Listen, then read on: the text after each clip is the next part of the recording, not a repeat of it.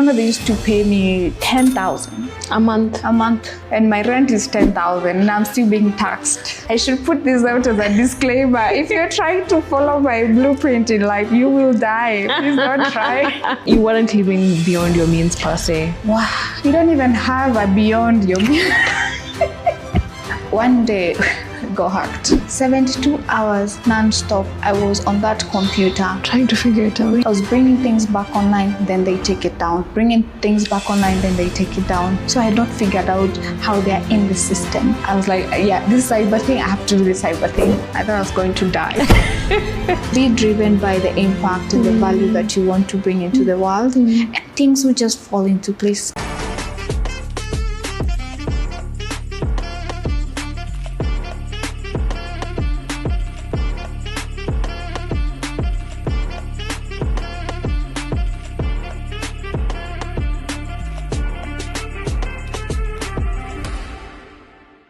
Judy, such a pleasure to meet you. Same here. Guys, she's such a very, very good personality, like bright and light. Now, Judy, you have walked into a room and you randomly meet her.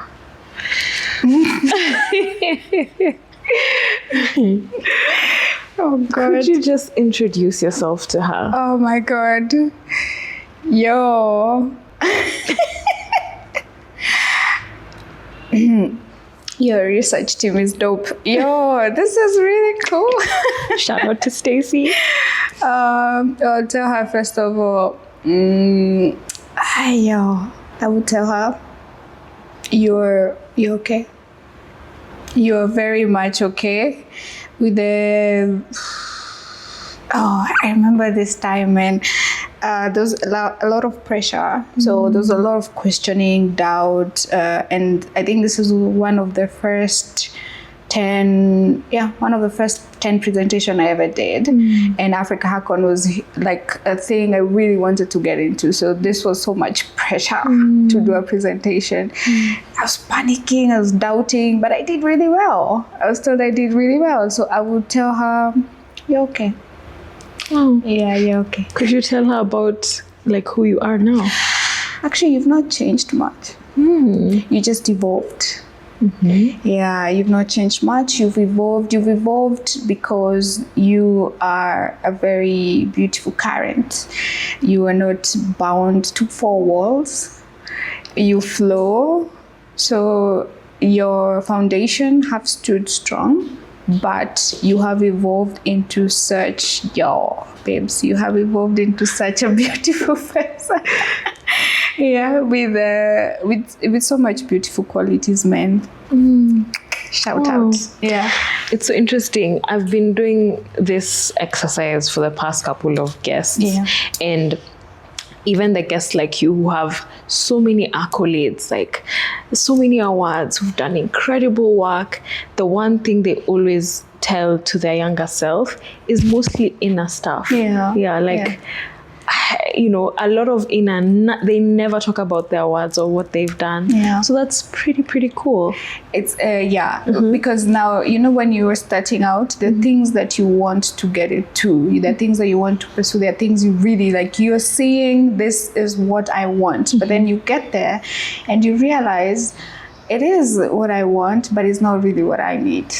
Yeah, there's a distinction without a difference. So for me, it would be like, you've achieved all these things you wanted. You've gotten even titles that you never thought you would. However, what is it? Where are you now? Like, please elaborate. Have you changed as a person? If you were terrible then and you're terrible now, then I'm worried. Yeah, worried. But if you're good then and changes or new things, more money, more awards have not changed who you are, then that is everything. Interesting. Yeah. You know, I wrote my questions because I was going through, and we'll go through them briefly. Yeah. You've done, I would say, you've created an extremely beautiful career. Thank you. And it's not just awards, but also impact. Thank you. And so one of my questions, and I know it's we're jumping the gun. But what is it that you want now? Because it seems you've done it all almost. What is your goal right now? It's interesting to meet people who tell you what they see in you, and then you realize it's not really like, now you say I've done impact, but sometimes like, which impact? Show me. I don't know what you're talking about. But me looking out, I don't see it. But you looking in, you see it better, because impact is about what you contribute to the community. Yeah. Yeah. So such questions, I don't know. Sometimes I don't know how to answer them. Yeah. I don't know. But I have done quite a few things. Now I'm 31 actually. And I would say I feel like I've not done anything yet. Wow. Yeah. Because the more you open the book, you realize there's a next chapter. Yes, You're not even halfway through the book. Yeah. So I don't know. And I always struggle with the question of where do you see yourself in 5 years? Yeah. Babes, I don't know what I'm doing next year. I see. I get that too. Yeah, because if I limit myself to this is what I want to do, then I am limiting what the universe, or what my impact will push me to. So if I say I want to be a CISO next year of a huge corporation, and then maybe I get to own the piano, like, come on, girl. Like, okay. Don't limit yourself. Thank you. So let's get started. Let's go back. Okay. Your career started on a high, from my perspective. You started working at UN as an information security specialist. Tell us about this story. Yo, baby girl, let me shock you. UN is what is on LinkedIn. There's what is on LinkedIn. Kuna vitu kwa ground. So UN was my internship. It was an internship for a year, and it was the third internship I had done. So I had worked at Bidco for a month. I quit. Okay. Why? You want to say why? It was Thika, man. I did to come out of Thika. Oh, okay. You wanted to explore. I knew there was so much in the world, and I was like, no, I can't have lived here. I have a friend of mine who calls me a girl from Wetaivia, because that's where I've grown up.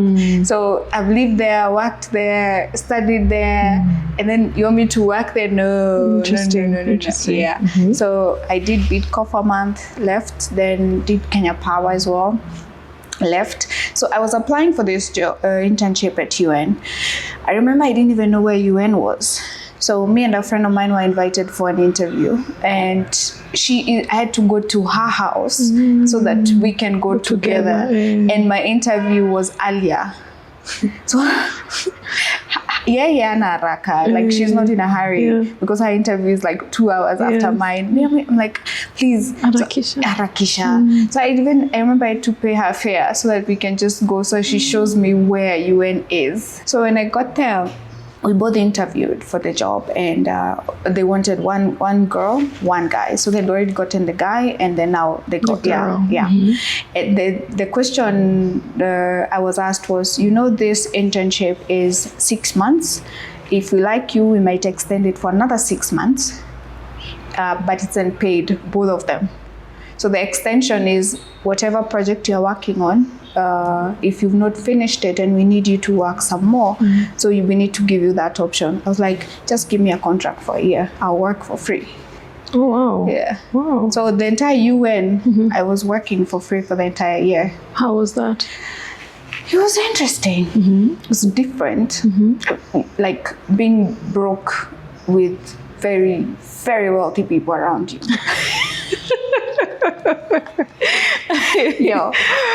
Like this is my first time in Nairobi. Nairobi nilikuja, and I have these UN people, and UN has everybody. Has Black people, has Asian people, has white people, all of them in one vicinity. Others speak French to each other. It's so confusing, but very interesting. You're intrigued. So I would sit at a restaurant. There's a restaurant inside there that I could afford to eat only once a week because it's so expensive. And there are people speaking French to each other. Others are speaking Spanish to each other. Others are working on they're dealing with something huge somewhere that is world changing. I'm like, yo, I want to be here. I really want to be here. Yeah, I think that's what opened up my mind to the possibilities of what the world is. Wow. I'm wondering, what is it about you think that so Wetavia and Bitcoin, you're like, you know what, I am actually destined for more. What is it about you or your upbringing? That's a good question. Upbringing wise, I don't know if it's an upbringing because I have a very good upbringing in terms of we brought up by a stable family. I'm a firstborn of 6, so you know. That's a lot of children. It's a lot of children. And their upbringing, and I've grown up in Shags, by the way, you know, I think I'm the few millennials who can write in Kikuyu. And I can write proper Kikuyu, like using it up, the koyoyo, the negoadika, everything. Any. Come on. Yeah, because I studied Nilianza Shags before we came to yeah. So upbringing, I believe I have a very good foundation. However, the world is your oyster. Who told you you're limited? If you've grown up there and you want to stay there, then that's a mindset problem. But if you've grown up there and you want to come to Nairobi and you come to Nairobi and like, I want to go back there, then you're meant for there. Yeah, it's a mindset thing. I'm curious what grew that mindset, because I don't think it's a common mindset. Really? Yes, I don't think so. Because there's many people who, this is all I see, this is all I know. I don't know how to dream for more. Wow. Yeah. What do you think? That's a sad reality.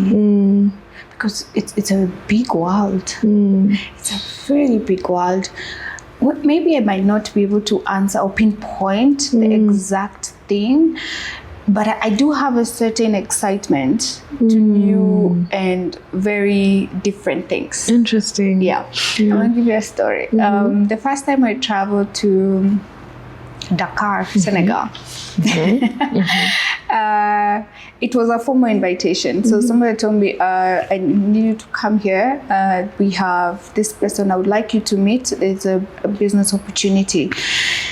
I used to make, I remember, 70,000 then. Kenya shillings. Gross.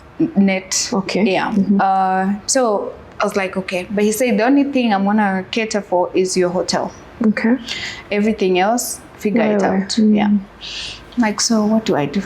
So first went Googling, figure out cheapest flights. Cheapest flights to and fro was 68,000. Salary maisha. If salary maisha hivyo. Sijalipa rent. Hata sijafika airport. Yeah, it's done. 68,000. That was the cheapest place I could find. And somebody had told me, please just make sure if the hotel can provide you pickup from the airport, from the airport who's coming to pick you. Oh, it's too much. Me just want to go. I'll go. So I got the flight somehow. Then the flight was from Nairobi to Ethiopia, Addis. From Addis Ababa to Lome in Togo. From Togo to Nigeria. From Nigeria to Senegal. We need, like Africa, we need to, come on. Really? Yeah. I lost my bag. Of course, that was a long, like the transit. At some point, I wasn't flying Ethiopia Airline anymore. Yeah. We were put in some local flights. So my bag, of course, got lost somewhere in Lome.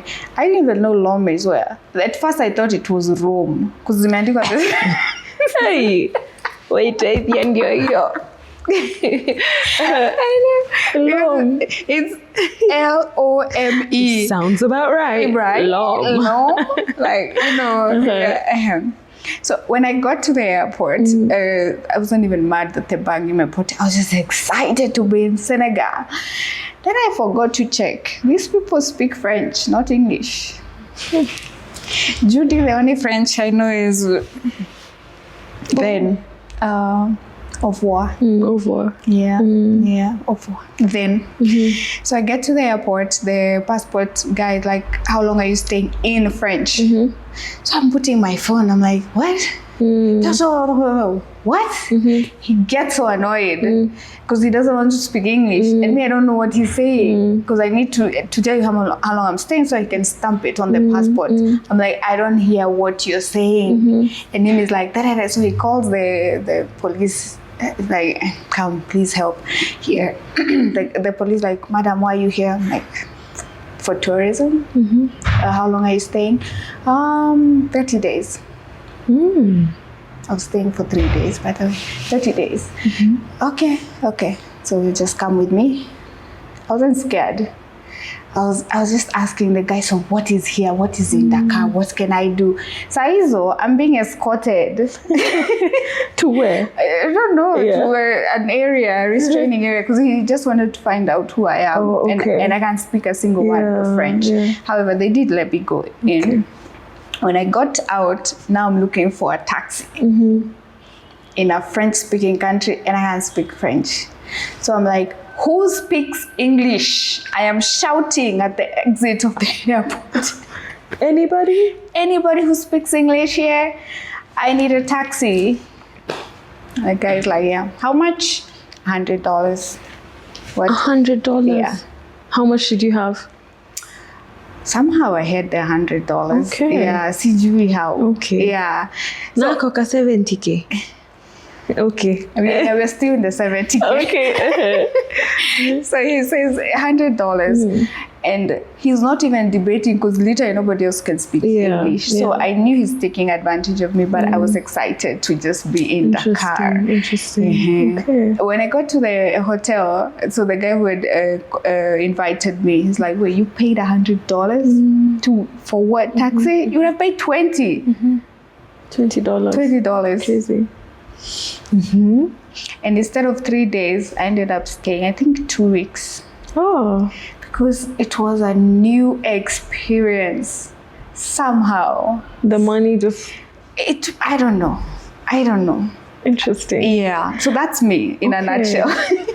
What I'm picking from this are two patterns that I see also with people who do really cool stuff. One is curiosity, 100%, courage, and a sense of optimism. Because there's someone who said, no, there's no successful person who's a pessimist. That is which true. is interesting. So I think that is probably what is like, okay, there's so much more to life. There's so much more to life though. Yeah. And do you know, if you grow up in an environment where you don't get to explore outside the four walls, when you grow up, you really have an urge to see and feel every other thing that's out there. So that's why somebody like me will be very hard to pin down and figure out this is your personality, because this is when I'm figuring out all these other personalities. Okay. Yeah. So you earn a year broke, but you know. Yeah. So after a year, take us through that. After a year, after UN, I didn't get a job immediately. Because, well, I have no experience. Yeah. And I think the UN was intimidating. Okay. Yeah, okay. I'm not sure how the recruiters viewed that, because it took me a while. Okay. So from UN, I used to sell business cards. Like create business design with Canva, design, print, and then nauzia mtu as a package. After UN, sasa? After UN, because I had to survive somehow. How long were you? I was unemployed for 6-7 months. Wow. Yeah. Wow, okay. Yeah. You were staying at home? No, I was staying in work. I'm not going back home. I left. Yeah. So how did you manage? Because I imagine you earn, you're not earning. Yeah. And then you're also in Nairobi. Yeah. How did you manage? So I used to do those odd jobs of building websites with Joomla and WordPress. Yeah. So I have been a full stack developer. So after UN, I couldn't get a job, but I used to do now those 2 small developer jobs. Yeah. Yeah. And then I worked with this company that had a project. They had a huge project, but they didn't want to hire a full-time developer because it was a one-time project. So that took me along for a while, but they paid shitty. I remember they used to pay me 10,000 a month. And my rent is 10,000, and I'm still being taxed. How tell us, how are you managing? I should put this out as a disclaimer. If you're trying to follow my blueprint in life, you will die. Please don't try. How? Okay, you were earning 10K. I was earning 10K. Now, bado I'm being taxed. So I think it used to come to 8,700. And the rent is 10K. My rent used to be 10K. I used to stay in a nice bed sitter up on Waka. And then, but I remember I used to also do, I used to do design business cards. So I would say you have a package for like 5 Gs. Okay. Yeah, nimeku design, nimeku print cards 100 pieces. I give you a package for 5,000. Okay, so you weren't living beyond your means per se. Wow, you don't even have a beyond your means. What is beyond your means when you're barely making ends meet? You eat, you sleep, internet. Internet was crucial. Yeah. So after now that I think I was in the market for 7 months, then there's a friend of mine who told me, Judy, there's a company up same road. So that contract was on Gong Road. So he told me there's a company around here that's hiring, but they're hiring quality assurance, somebody for QA. Okay. I was like, really? How is the pay? I'm like, even how should he know? She's like, you just apply. She sent me the link. I applied. I interviewed. I remember during the interviewer was like, are you available immediately? I'm like, yes, please. Yes, I'll start tomorrow. It's like, okay, so we'll just create a contract for you because it was job haraka. Like I had to get in quickly. I remember I interviewed on Thursday. I started the job on Monday. Wow. Now, my blunder was when they asked, how much salary do you expect? Nobody had told me about marketing agencies. Nimetoka salary ya 10,000. I asked for 30,000.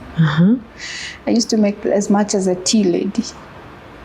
Oh, we were the least paid people in the you and the tea lady, Evie. We were Evie. Same WhatsApp group. No offense, we love you, tea ladies. Yeah.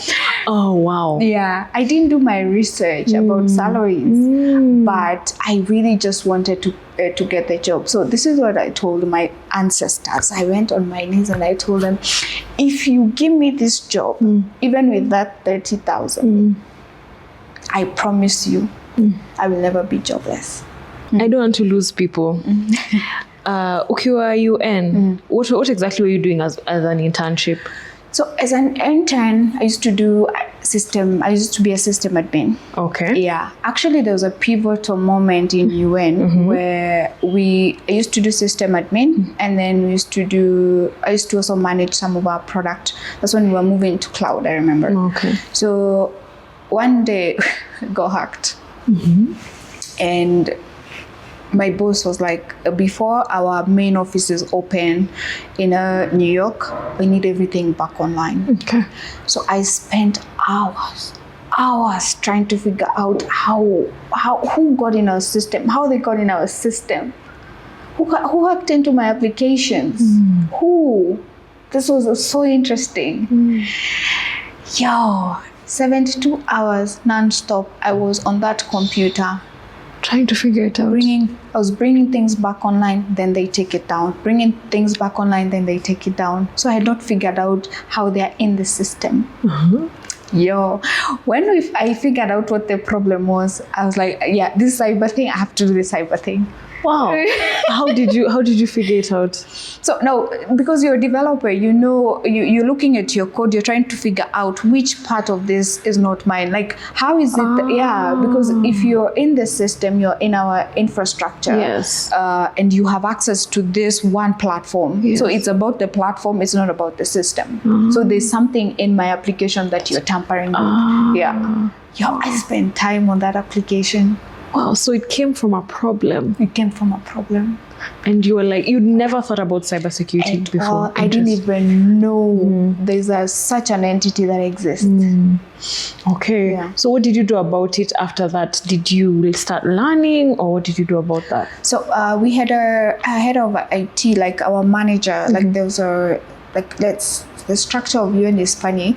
So let's just say the person who used to manage the IT team. So he was good in security, like state of the art, good. But we didn't know that because as we are up at Chini, as we are just creating apps, deploying, So his job was security. So after that, I had to go and talk to him like, I found the problem. He was laughing because he knew the problem, but he wanted me to figure it out. He's like, you found the problem? What was the problem? And then I explained the issue, and he's like, what do you think about cybersecurity now?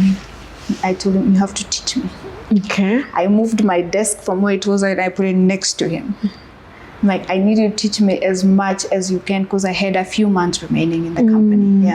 Yeah. So after that, did you like start self-learning, or you just kind of shelved it for a while? Self-learning, hon. Self-learning. Remember, I don't have money to pay for of course. Yeah, but I have internet. Yes. And the University of YouTube is very good. Yeah. So self-learning, I taught myself pen testing. So that's the area I started with. Yeah, I taught myself enterprise security. Everything in cybersecurity, I have actually taught myself. Wow. Yeah. And this is not during that time that, you've learned about it, you're out of work. During that whole time, you're learning. Exactly. Okay. Yeah. So you get this job as a QA. Then take us through that journey.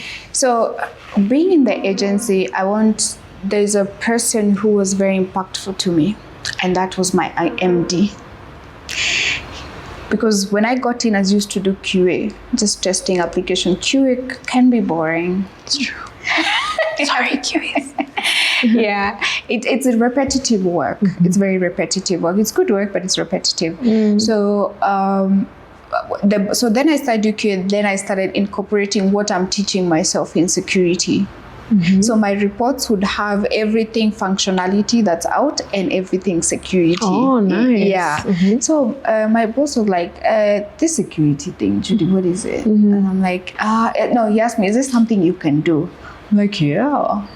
I don't have certifications and stuff, but I can do it. He's like, what do you need? Do you need tools? So I called somebody in security. What tools do I need? What tools do I need? And he said, what you need. And honestly, that also was another opportunity to get in. However, the person who impacted me the most was my MD, because he gave me an opportunity to work with companies, one-on-one clients, understand relations, understand how to deal with it, because I was just somebody with a computer and apps and testing. So my MD was like, Judy, try talking to this client, go to them, figure out their needs and requirements, customer relations. I'm like, wait, what? As a QA, how old am I? 23 then. Interesting. There's something I want to stop you there. Okay. There's two people, Judy, who sees this as, oh my God, thank you. Like, this is so cool. But then there's also someone who's like, actually, that's not MIJD. And we have a lot of that, especially because, social media allows us to share our own thoughts. And sometimes those thoughts influence your own values. So you see people saying, mnatumiwa vibaya, set boundaries. There's a lot of there's a lot of I want to use the word, people look down upon someone who's like anajituma to say me. They're just like, keep it 8 to 5, do what your job role says. So I see these two schools of thought where one thinks this company is using me because they're giving you more responsibility. And then there's someone who's like, wow. Can you speak to this person? You're limiting yourself. You are really limiting yourself, because yes, it's true. Kampuni si yako, limit you. There's a job that you've been given. However, if you feel like you're in your persona, you feel no. I need to just do what I'm allocated. Then you're in the wrong career. You're in the wrong place. If that job doesn't give you that, let me try this. Then you're in the wrong career. Imagine living your life like that, in the confines of what has been stated. Then you will become a person who will never grow. You're limiting yourself. You're not doing the company any disservice. You're doing yourself a disservice. If today I tell you, hey, you wanna try this your thing on BBC, and you say, no, me, I'm comfortable at here with my one-on-one. And somebody's offering you that opportunity and saying, no, but we're not paying you. You're like, nah, that's not for me. You see how you've done yourself a disservice. So the question is, where do you draw the line between I see this and it does not align with me, and also I'm limiting myself? So I want to clear something first. This me thing, I'm struggling with it. Maybe I don't know if it's gonna come out. There's a lot of individualism that we have nowadays. It's about me, just what I can get for myself, what I can do, how I resonate with the world. If you're sticking to what is comfortable for you, if you're sticking to what just works for you, how will you know something works for you if you've not tried it? You have to try and fail. You have to try and be like, that's not for me. Why? Because this doesn't align with my core values. That's a thing. For values, I get that. But I wouldn't work in a company where things are run like this. That's my value. However, I would love to be in a job that allows me to be the best version of myself. That's not about me. I want to bring value to you, and you bring value to me as a company. Right. So now your boss has showed you that you can do more. All right, take us through that after that. So my boss, actually, my first travel out was from that company. He took a big chance on me where he said, we have a client in South Africa. Judy, can you go to South Africa? Like me alone. To South Africa. I didn't even have a passport, baby girl. And I wasn't scared. I was so excited and felt so much value because nimejituma. So now wananituma. So, and I remember that was a very exciting experience, because in South Africa for so long, this is a new environment. I was in Johannesburg, I went to Cape Town, I went to Durban. At this point, are you still earning 30K? No. Oh, okay. No, so so me getting in with my 30,000, I wasn't so ambitious. It wasn't about the money. And with me, by the way, if you get to know me more, you'll never realize it's never about the money. Money doesn't change or push me. Money doesn't define me. Money will not make me like you less or more. It has never been about money. However, when I start doing something, it seems to find me. So with my 30K nilingia, in a span of 2 years, I had moved, I had gotten appraisals, I had gotten bonuses, per diems when you travel. In 2 years, my dear, I had done so much. I was even impressed by myself. Oh, wow. Yeah. So in that 2 years, your salary moved up to? It moved up to a good number because I could afford to buy my first car. Hey, people, tell her what we do here. Arrange. Yeah. Arrange? No, like arrange. Oh, arrange over from, no, I was now at a 6-figure salary. Ah. Yeah, a good 6-figure salary. Okay, yeah. okay, Yeah. all right. Yeah. So, Makata. Then after that, go sorry. on. No. Let's just say it wasn't the first 6-figure salary. So let's move there. Okay. Oh, that's a big bump. Yeah. That's a big bump. Yeah. So at this point, they've changed your title. So they changed my title. So now I had come in as QA, but now I was doing so much of security. I had automated so much of our security in the company, and I was still doing account management for this client that Nilianza, the one that was taking me to South Africa. And I had gone out a few times to South Africa, and I could even go by myself. Okay. Yeah. So now now they changed the title to information security engineer. Yeah, because I was doing more security, and then we got somebody now for QA. So now I had like a small team under me. Oh, nice. Yeah. So apa sasa, have you been learning PIA on the side? Yeah, for security. Actually, now I wasn't doing more online courses. Now I'm embedded with people. So now I'm learning from people. Yeah, because now that's the difference. If you're by yourself, you have to learn through a platform. You have to learn through YouTube. You have to learn through all this social media. But if you're inside, like you're working for corporate, you learn through people. You don't learn through the platform. If I want to understand how to be an MD, I will not go on YouTube. I'll go to the MD. I'm like, teach me how to be an MD. Because you're in that job title. You are the one doing the job. So now you learn from people. What does that practically look like? Do you go and ask someone in cybersecurity, aya hapa tunafanya aje? Yes, the kujituma mindset. And actually that's even when I started meeting people in cyber.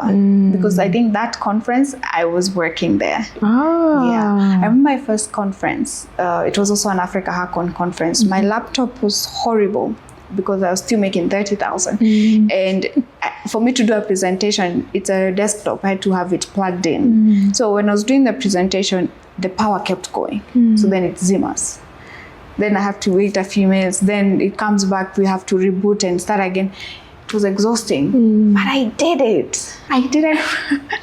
I remember it was horrible, but I did it. So I knew the next presentation, I can't bring a desktop because power can mess you up a little bit. Yeah. So that's how you learn from people as well. Because now I remember I talked to, who did I talk to? I think it was Jade. There's a friend of mine called Jade, best GSM hacker ever. And I'm like, Jade, help me with your laptop. I have a presentation to do on AppSec. It's like, yeah, you use it. And people understand. The community is very welcoming. If you actually are genuinely looking for help. Yeah. Wow. That's a very interesting one. There's many people who are starting, Fian, I'm actually interested in cybersecurity. And they are not sure. You said instead of learning from platforms, learning from people is a bit faster. So how would they practically do that? Say I don't have a job.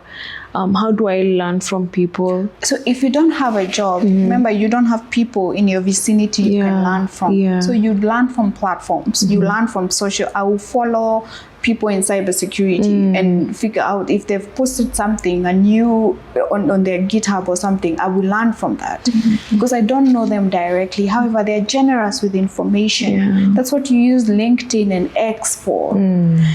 But if you're embedded, if you work for a company and you're just seated at your desk, ujitumi, you will not learn anything. Okay. Yeah. Okay. Yeah. So now, after this experience, take us through what comes next. So, funny thing, that was the last time I ever applied for a job. Wow. Yeah. Okay. Tell us more. That was the only time I ever applied for a job. So what happened after that, I had another present. So somebody reached out to me on LinkedIn. They say they would like me to do, they have a conference in Addis Ababa. And they would like me to come. And I went. It was this company called Gebea. I know Gebea. You know Gebea, yes. Shout out. Yeah. So I went, I was doing a presentation on application security. So I'd gotten really good at by that point, by the way. It took me I think because I was very aggressively learning, it took me quite a short time to learn how to do AppSec. Yeah. So I went to Addis, then met the CEO of Africa Stocking. Yeah. Is it Sam Gikandi? Sam Gikandi, yeah. Shout out. I met Sam. So Sam, I met him and he was like, I liked your presentation. After now the presentation, he calls me and says like, I think you can help us. Yeah, you can help us with some of our security within the company. Where are you working now? And I'm like, yeah, I'm working for, it's like, yeah, come join us. Wow. Yeah. Then you quit or? Yeah, I think it was time. Okay. It was time I needed to leave. So I left and then I started working for Africa Stocking. However, it wasn't a normal job. I was building, they had these labs within the company. So where you build your own startup. That was the sign. That was the reason why I actually went on board, because here I would get an opportunity to build my own product. So I was building a product to do API security within Africa Stocking. Beautiful. Yeah. Wow. Yeah, that was it. Okay. Yeah. So take us through that. That was Africa Stocking. Let me tell you, Africa Stocking was a company I always wanted to work in. I know people have big companies. For me, it was Africa Stocking. So this was a dream job. Why Africa Stocking? Because I don't know when I was in JQuat, they had come and they were doing developer training. And I just loved what their APIs were doing.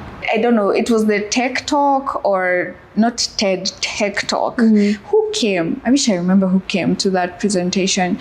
And it's the fact that the way they would express the value of the platform. I was like, I want to be there. I really want to be there. Is this a hack? Like you trying, is it something you encourage people to do? Like do presentations where you are trying to hack into a company? No, okay. you're going to get arrested. Okay. Okay. You're going to get arrested. Would someone pull what you pulled off? Whoa. They would if you do that, they will actually arrest you, even if you're testing the platform. Really? Yeah, because the constitution doesn't allow you to do that unless you have explicit contract and permission. So how did you do it? That was that before these laws came into. Yeah, but now we have something called bug bounty. So the bug bounty platform will allow you to test. They have so many platforms that they've received permission from companies. Okay. Yeah, you can test it out. I still do that today. Yeah, I do a lot of bug bounty. Okay. Yeah. And is the hack, because I'm seeing here, is the hack ensuring the company knows or something? So now that's where people are going wrong. So what young people are doing in cyber is they get into a platform. They know there's some vulnerabilities, and then they send this vulnerability into the company, threatening that this will allow us to steal money from you. That's what they've been doing. It's really not okay. Okay. Yeah. Wow. So you can disclose, but the company is not entitled to give feedback.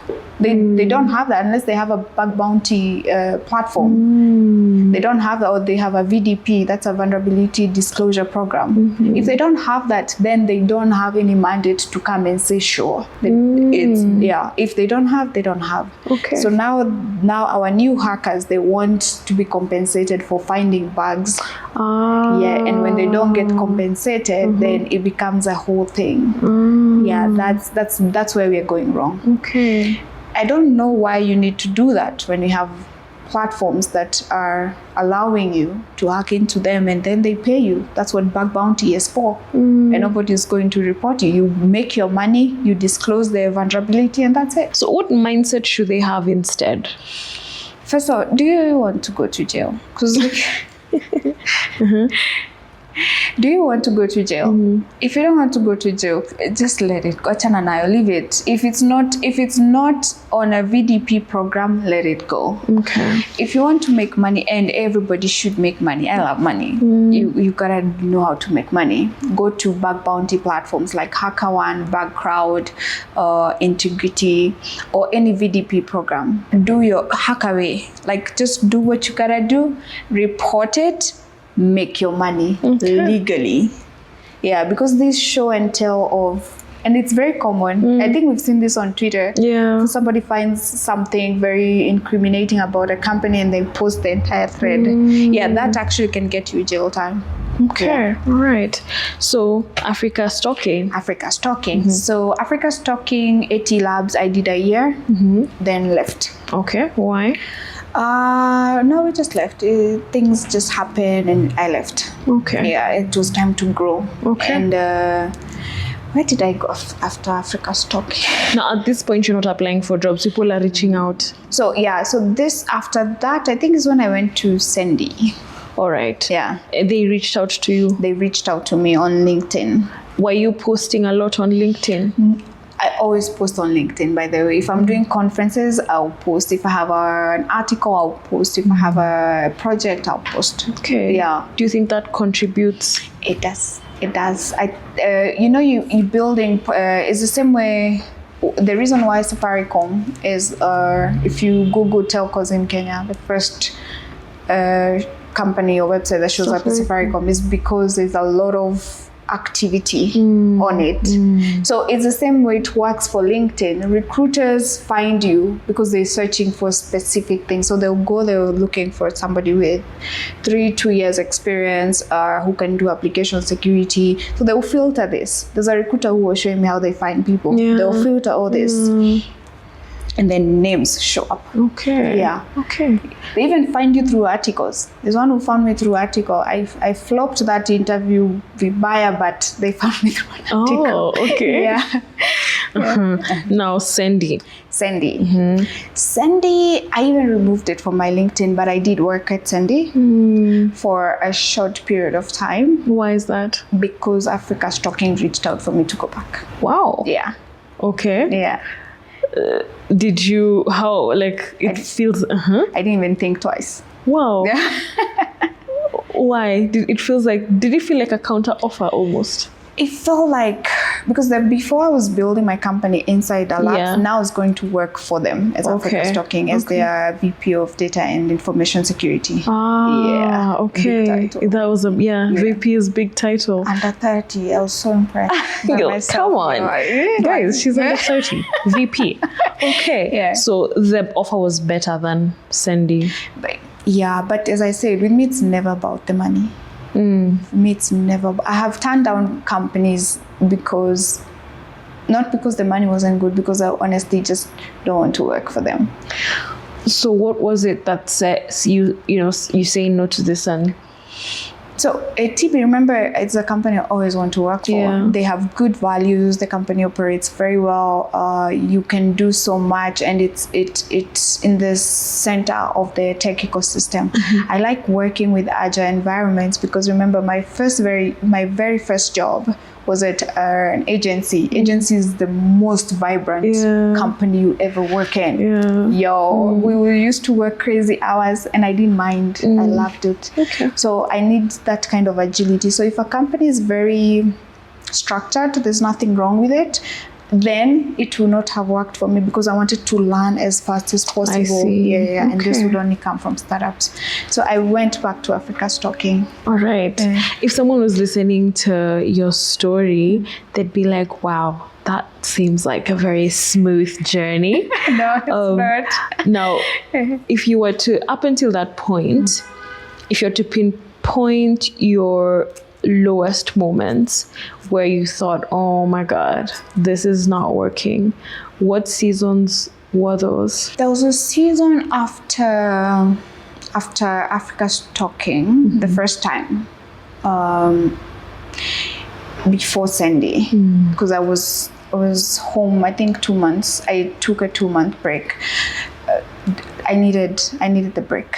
I think I was going through a lot of not mental issues, more of mental strain because I was doing so much. And that's also when I enrolled for my master's in TAU, Tel Aviv University. So I was doing so much in such a short time, and I was trying to accomplish at that like a very limited time period, because I know my strength. I know I can move and I can move fast, but then you also have limitations. I'm human. So then I was like, 2 months, let me tell you, in that 2 months I even disabled all my social. I didn't want to talk to anyone. I just was staying at home reading. I read a lot, by the way, but not inspirational. I like fictional African. Not self-help. No. I don't believe self-help books can help you. Yeah. Sasa sisi wengine wenye tunasoma self-help. Anyway, I'm a big self-help girl, actually. Yeah, okay. People make fun of that, but it's fine. We'll form our community, guys.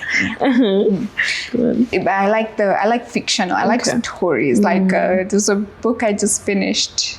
Not last week, a few weeks ago. Nearly all men in Lagos are mad. I was laughing. I was reading it in a restaurant and just busting out laughing, and guys were just and I didn't even notice I was laughing because you were so engrossed. I was so engrossed. It was funny. So those kind of books I like.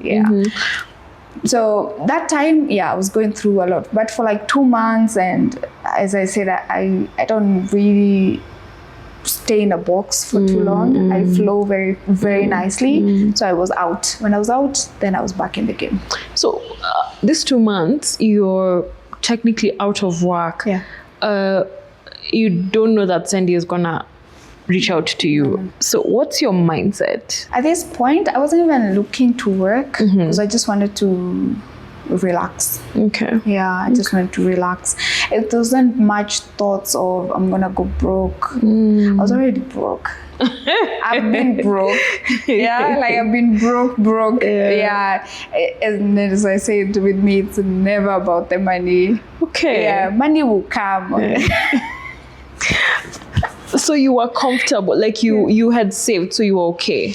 Not really. And I was just fine. I'm always just fine somehow. My ancestors are working overtime. So you had a buoyant belief that things would still work out. Yes. And I don't live a very flamboyant life myself. So even when I have a salary, I know how to structure myself so that I don't overuse it. But I do take a lot of risks though with life and businesses because I don't want to go back to a situation where I am making 8,000 and my rent is 10,000. I never want to be that person. So you go back to AT? I go back to AT. AT, I worked for a year. And then this company, I love Nigeria. Me too, actually. You Me too. right? I love Nigerians. Nigerians, can you watch this? Like top of my list of the countries I'm so in love with. Number one has to be Nigeria. Even with all their issues, man, these people, for me, they just resonate. The people. So I've always loved Nigeria and had been Nigeria a few times. So, and that was when I was working for AT. So we had an entity there, so I'd gone there a few times. And the first time I fell in love, manifesting. So when after AT, I did AT, I think a year. A year, maybe a few months after. This company had seen me do a presentation in, where had I done this present? I forgot, but he had seen me. He was the head of tech. It was like they were looking for somebody in cyber for the company. I was like, okay, but I'm not looking for a job. I was very comfortable where I was, which was AT. He said, take your time, ma. Take your time, ma. We will come back for you. That's what he said. I was like, okay. So after a year, left AT, but I was home. That's when I was setting up some businesses for myself. I had I quit a savings, yeah. So you left just like, okay, I'm done. And Okay. yeah, you can be done. What is the trigger that was like, okay? There's no, I know you're looking for a story. Yeah. No. It's just, you're done. You're just done. Kutoka too, and now you want to move on to the next thing. I'm curious about this because many people are usually at crossroads and they wonder, should I leave? Should I not? Yeah. So what is it that solidified? Yeah, I'm going to absolutely leave. I think this is very personal. It becomes very personal. So I've also been let go, by the way. The first time I was let go, Africa's talking. Oh, wow. Yeah. I've been let go a few times. Some companies I've worked for a month or two and they're like, okay, it ends. Wow. It ends. So, but for you to decide to leave a company, I think that's a very personal thing. Okay. Sometimes it could be maybe you're no longer feeling the job, and that's a thing. But that's a thing where you're no longer feeling the job. Maybe you came into it because you needed a salary, you need to survive. But then now you're out of survival mode.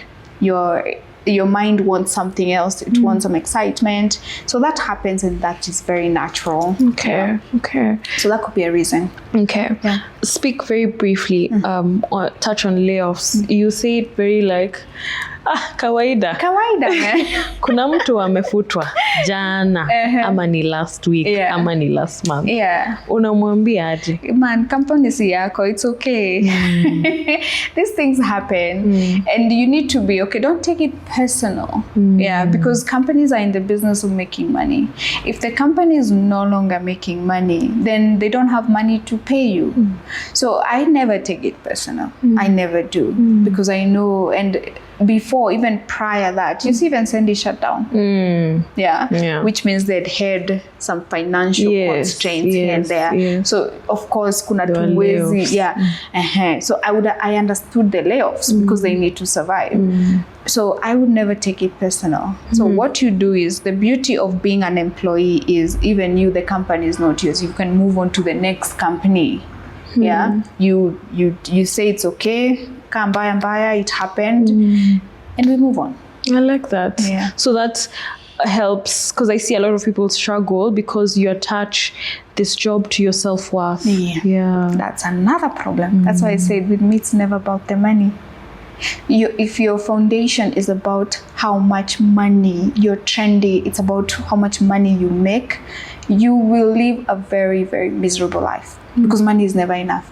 Even the wealthiest people, the Rothschild, they're still trying to make money. Haijatosha. And they own things we will never even know. So if you put your worth in money or job or a career, these are things that fade. You might decide today, hey, I want to be the biggest corporate person. 2 years down the line, you're like, I don't want to be a stay-at-home mom. Yeah. Oh. You need to be okay with those phases. Yeah. It's Okay. So you tulikuwa 18. Yeah. Ukasema thanks. Yeah. And now at this point, has the Nigerian company reached out? So they reached while I was in 18. Yeah. When you left? When I left, I needed, as I said, a bit of time to set up some businesses. Is this when you started WASEC? WASEC was way before. WASEC was pre-COVID. Wow. Yeah. So you're an extremely driven person. You founded WASEC. Is that what we call it? Driven? I would think so. Okay. So this is JUDY minds. This is how I operate. I have things I want to do. Me, JUDY. So then I just make sure I checked off the list. Yeah. So whether it's being driven or whether it's, I don't know, it's just something I need to do. If I don't do it, it will bug me. So WASEC ulianza kitambo. At this point, is it growing? WASEC did good. Actually, WASEC did good because it was actually validating something I had, which was we lacked mentorship in cybersecurity. Like now you're asking me, you'd like to have more women in cyber. The fact that you don't know also, then you see there's a problem. That's true. Yeah. So WASEC was doing that. It was bringing women who were already in corporate and women who were not yet started or interested to come together and figure out how they can help each other. Because it's better to learn from people. Okay, is WASEC still for any other woman? It's still operational. Actually, now it's driving itself. It doesn't need me anymore. Nice. I like that. Your founding journey, because I think a founding journey is like creating something that was never been there. CISO OTP, that was actually still operational. Oh wow! Yeah. When did you do it? That's when I was in AT Labs. The first time. That's what I was building. CISO OTP. And so you're still a shareholder at CISO OTP. Yes. Good. Okay. So you leave AT. Take us through that. So AT, then I took a period to build the service department business. So after that, now I think they were still reaching out. They were like, would really like for you to come on board. I was like, you know what? I miss hacking. I can get very network shaky hands. You just see things and you just want to. I get that. So I was like, it's okay. I can do this simultaneously. Plus the role was remote. And I wanted to explore this huge. It's the biggest market in tech. Nigeria is the biggest market in tech. This, we are dealing with 45-50 million people. There we are 300 million people. So I want to know what it's like. Okay. So so that's it. And then I joined in as an engineer. As an engineer? Yeah. Not cyber security? No, cybersecurity engineer. Oh, a cybersecurity engineer. Whoops. I joined as a cybersecurity engineer, but now I'm the CISO. Wow. Now, my own limited perspective in the cybersecurity market is often, especially in Africa, is cybersecurity an industry that has a big market in terms of roles. Like there's an abundance of roles. Because my own perspective, very limited again, is that there's not many cybersecurity opportunities. I could be wrong. Opportunities are there. It's just the tech, the expertise is lacking. Really? Yeah. There's an ad I saw of Equity Bank advertising for white hat hackers. Literally, that was the ad. White hat hackers. But the mention of hackers would just traumatize banks. But now, because banks are getting hacked left, right, and center, they're like, okay, there's a gap. There's a bank that was hacked last week by this kid from school. He stole 7.5 million. The other week, there's always something, money being lost, which tells you there's a gap. There's a gap in the tech. People don't know how to secure systems. Aside from banks, what other companies hire for security? All companies, because especially if you're processing customer data. If you're processing customer data, you need cybersecurity people because you have to be in compliance with a lot of things. So you have to set up enterprise securities to protect the customer data, because if customer data gets leaked, then the company is going to be fined a lot of money. Okay. And I'm okay looking dumb because I'll ask you very basic questions. But I always my thinking was that most African companies wouldn't prioritize. It's really bad thinking, and I'm just being honest. Especially smaller companies wouldn't necessarily prioritize security because they don't have money or they're limited in cash.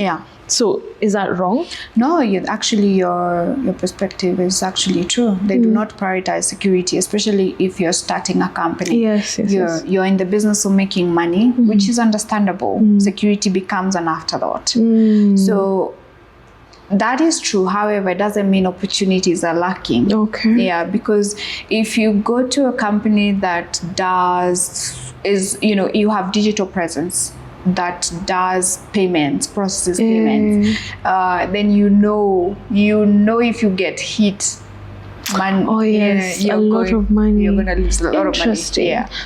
So that's this will also help the people who are looking to get into cyber to also look at where they should be looking at. Yes. So I know we have a lot of hackers out there who don't know where incorporate, and most hackers don't want to be employed. But there are people with the expertise, the technical know-how, they don't want to be employed because they can make more money out here.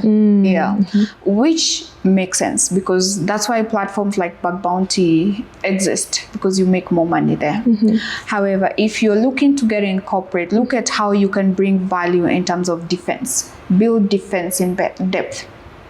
So if I come to this entity and I'm trying to do security, I say you have some servers here, you have physical security, you have CCTV. I need to figure out how this will not, how can I bring value to this? The data sitting on this server is secure. How can I make sure your CCTV, nobody's peeping through them? Because we have a lot of CCTVs that are online, but they like do demos. Like you can see CCTVs online and you open and you can see somebody's house because they didn't think to set up security. Okay. Yeah. So aside from, because I know a payments company would definitely prioritize security. It has to prioritize security. So aside from payments, which other companies would prioritize security? Because there could be gaps, but they're just like, nah, not a need. If you have a digital presence, you need security. If you have a digital presence, you need security. It's a building without a body, without Wachi. That's what you're telling us. Because if it's here, I know Shiriki house exists, and you have no Wachi, means anyone can walk in. That's how you need to view it. Because you have a business here, and it's accessible to people. That's what digital presence means. Then you need security, whether it's the limit, like the littlest, smallest security, because those are the people who get hit by viruses that we even forgot exist, because we don't have a simple thing as an antivirus or an EDR. So if you have a digital presence, if you're digitally working, have security. Have somebody who can do everything for you at the beginning. Somebody like a cybersecurity engineer can do a lot more for you. Okay. So the question for Brian, for example, seated, getting into cyber, learning, doing his SATs, is will I convince this company that they need security? Nitafute penye, You can come in through other roles. So I've seen most people who get in security, they morph from something else. Interesting. So you were a developer, and then you started hacking into your own apps, and now you're doing application security. You were a QA like JUDY, and then you started incorporating security into your reports. So that's one way of getting in. Certifications are good, but certifications have nothing to do with your expertise. Period. Certifications are just I came, I sat, I did something. It's just to validate, but they have nothing to do with the expertise. I know people who've never even finished their university, and they're really good at security. It has nothing to do with the papers. So how do I showcase my expertise? You can showcase your expertise through conferences. That's one way. You can showcase through articles on LinkedIn. I think people have been using LinkedIn for all the wrong reasons now. Hey, today I went, I saw a dog. No. Do something. Do something. Maybe you are doing a research on a security vulnerability, and you exploited it. Write an article about it. That shows people that you actually are invested in this thing called security. So LinkedIn is another platform. And then speaking conferences for sure. I think conference is the best way, and then networking. Interesting. As the market evolves with AI, I'm really curious, what are if you're to pinpoint to the 3 roles you think this will continue to grow in demand in the cybersecurity space, what 3 roles would they be? That's a good question. So I don't know if people understand, in security, AI is gonna like change a lot of things. Tell us. It already is. It already is. So for instance, right now we have hackers who are hiding malware in blockchain already. That means you can't detect it. You can't detect the malware. You can't detect it. So how do we counter that from the enterprise side of it? Yeah, it's beautifully. I saw that article, I was reading, I just delve in, I was like, this is scary. Really? Yeah. So now what that does for us is now we have to start building our own counters with the same. Yeah, because now no more enterprise firewalls or network whatever security EDRs, MDRs that you've set up, XDRs, they will not be able to detect, because now it is undetectable in blockchain. So how do we build our own version of malware detection in blockchain? So the research, the R&D, Research and Development Center, I think is going to grow to be massive. Like, you're going to make good money if you're in R&D. Interesting. Bright, a couple of years ago, I interviewed him. Big shout out to Bright. Online though, he said the same thing. Yeah. R&D in security, because R&D guys in research, they research malwares, how they operate, how they move. Then they provide feedback for you to be able to build a counter malware. Okay. So now with undetectable malware, imagine what they will accomplish. Okay. So R&D. I think pen testing, bug bounty, that's not going to change. It's going to evolve. What we'll do is we'll need to change the way we approach. So before, when I started penetration testing, we used to do basic vulnerabilities like OWASP top 10, SQL injections, cross-site scripting. And then with time, those could easily be detected by firewalls or web application firewalls. Then we moved now to something we call business logic bugs. So business logic bugs are bugs that somebody is approaching the application not the way it's built. Like, what if we try, instead of signing up, just doing something different than what you've programmed the application to do. We see how the application will respond. Okay. So those became the biggest bugs, because now you're going against the business logic. I've built the app to go this way, but now somebody's coming and asking the app, let's try going this way. And then you'd get errors that prompt usernames and passwords. Or you bypass, let's say, OTP. Because you've done something different. And the system is like, what? Because the system is anticipating you to go this way, like the flow. But now those became the biggest. Interesting. So it's just evolution. I think for application and bug bounty, it's gonna change a little bit. Yeah. What else? For enterprise security, I think that's always going to be the same mundane things. The beauty of it is now a little bit more proactivity into it.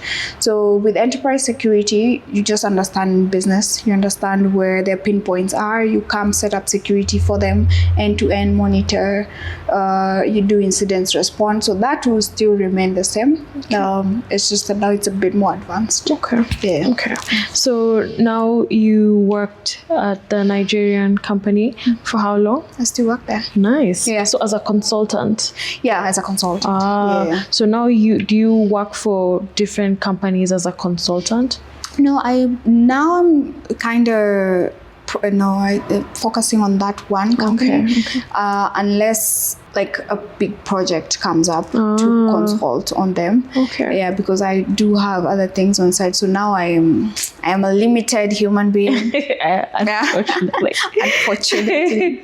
Yeah. Okay. One of the coolest things about you is you wrote a book. I did. You wrote a book.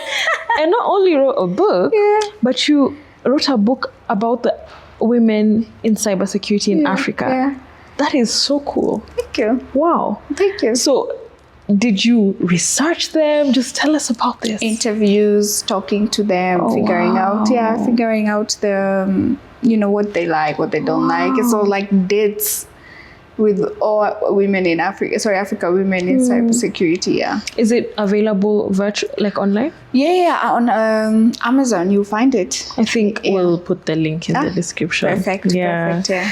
So we are now starting to wind up. Okay, cool. So 1 hour. Now, up until this point, you've had a beautiful career. Guys, we're going to have to like put the awards that she's won on the screen because they're endless. You have won incredible awards. You give back. You've built a community that, you know, the goal is to keep opening doors for more women, for more people in the cybersecurity industry. I want you to share with us so far what has been the proudest moment for yourself. You're like, really proud. Very proud. Well, one, it was WASEC. The fact that WASEC became a reality. Two, I've gotten to live out my dreams. I know they are not huge, but I've gotten to live out things I always wanted to do. I've gotten to travel. I get excited that when I get to replace my passport. Oh, wow. I get so excited. We'll come back to this, guys. The traveling bit, you can get the girl out of Retaivia, but you cannot get the Retaivia out of the girl. So I get very proud moments when I am traveling because I never thought that's something that would happen. I'm also the first person in my family to graduate. Wow. I hope your parents are watching this. Good job. Another proud moment, let me see. I think when people come to me on LinkedIn and they're like, would like you for something, it's a validation. It's a validation of whatever you've gone through, because I've gone through so much crap. I've gone through so many things people don't know, but I don't have to tell anyone. But the fact that my results speak for themselves, somebody come and find me on LinkedIn, like, we would like you for a role, or we would like you to do this. When they came for me to do JITEX. JITEX conference. That was LinkedIn. Yeah. And the lady's like, we've seen your work. I'd like you to come and do something in JITEX in Dubai. It's like, are you sure? I always ask that. Little me. Little me. You want me to come to... That was the first time I left Africa. I was like, those proud moments. And I think they don't end. It's because it's a flow. They just keep coming and going and coming and going. Even if they don't come, it's still okay because you can still see it in the works. Okay. So a big part of why I started Young Techies is not only to highlight inspiring tech stories, but really to highlight what's behind the curtains. Because a lot of people will see the nice awards, will see the cars, will see the travel, and they think, oh wow, and they don't see the behind the scenes, the struggles that you've mentioned. So to where you're comfortable, what has been some of the biggest lessons and struggle moments that have taught you significant things? I think the first one was there was a job I had for 2 months where the boss was one of the worst people I've ever met. It was sexually probing, really. So you could not stay in the office past 5 or alone.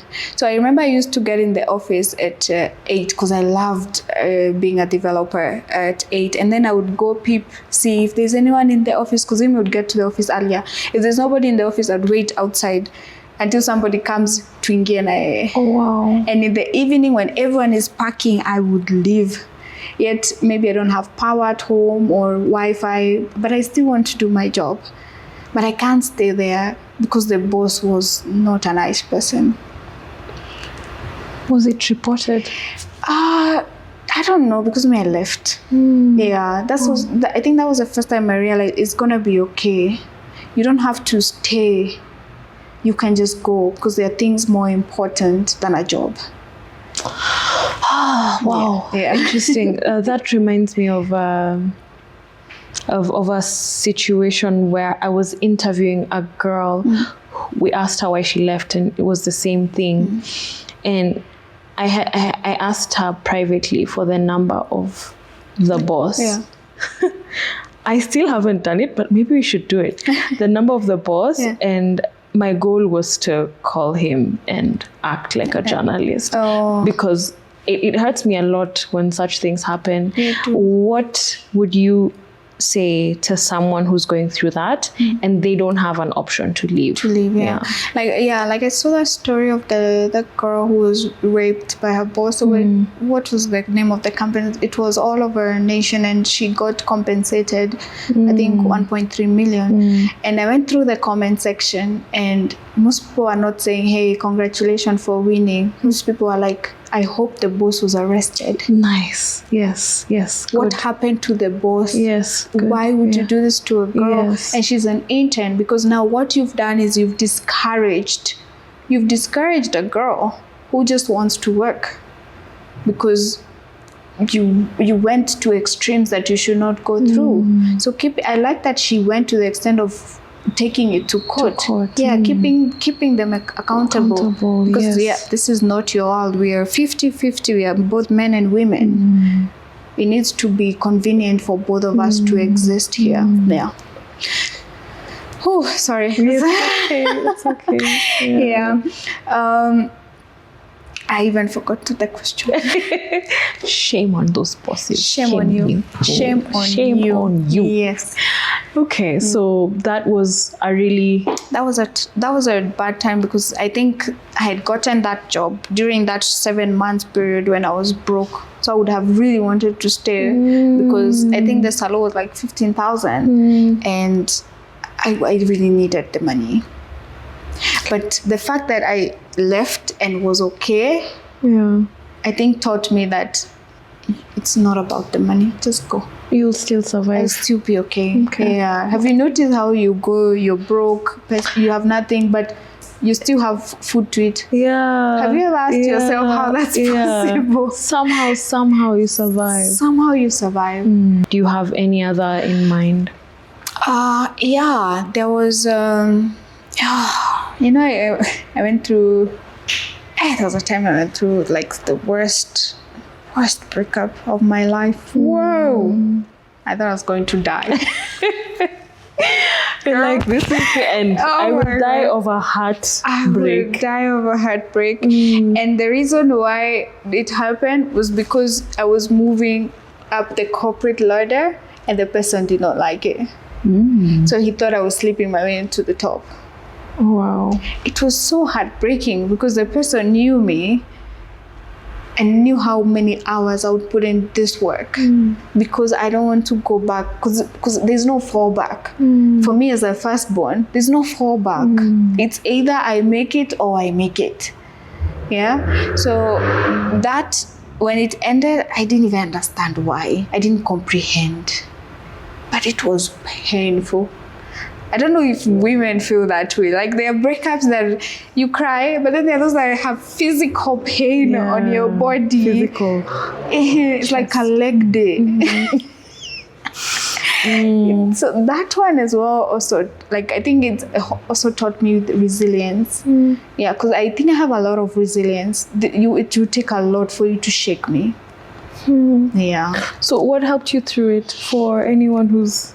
I got obsessed with the job. Okay. So it's a good diversion. A lot of techies actually, they build significant careers from heartbreak. Heartbreaks. Heartbreaks have the reason your startups exist. Oh, wow. Okay. Let me see. Do I have another major one? I think those would be the major ones, because the others would be, I don't think I have majors anymore. I do have people who have made so much significance to me. I do have mentors. I don't have women mentors though.